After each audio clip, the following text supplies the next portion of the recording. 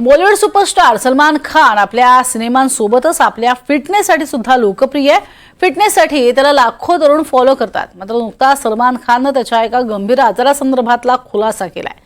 सलमान खानला ट्रायजेमिनल neuroglia, brain एन्युरिझम आणि एव्ही माल्फॉर्मेशन हे आजार आहेत आणि त्यातला ब्रेन एन्युरिझम हा मेंदूशी संबंधित गंभीर जीवघेणा आजार आहे। एका कार्यक्रमात सलमान खानने या गोष्टीचा उलगडा केलाय।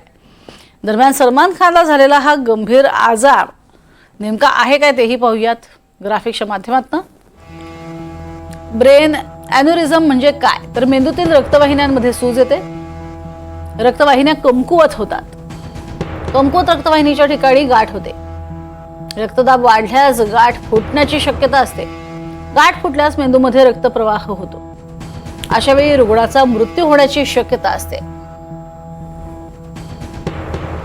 तर नेमकी लक्षणं काय आहेत? अचानक तीव्र डोकेदुखी होणं, मान अवघडणं, मळमळ आणि उलटी होणं, प्रकाशाकडे पाहताना त्रास होणं, डोळ्यांमागे वेदना किंवा दबाव जाणवतो, नजर कमजोर होणं किंवा दृष्टी जाणं,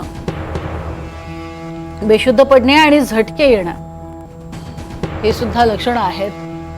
तर ब्रेन एन्युरिझम होतो का? धूम्रपान आणि उच्च रक्तदाब, कुटुंबात कोणाला तरी ब्रेन एन्युरिझम असेल तरीही होतो। अनेक वेळा जन्मतःच रक्तवाहिन्या ह्या कमकुवत असतात, तर डोक्याला दुखापत होण्यामुळे सुद्धा तो होऊ शकतो। तसंच दारू आणि अंमली पदार्थांचं सेवन करणाऱ्यांना सुद्धा ब्रेन एन्युरिझम होऊ शकतो।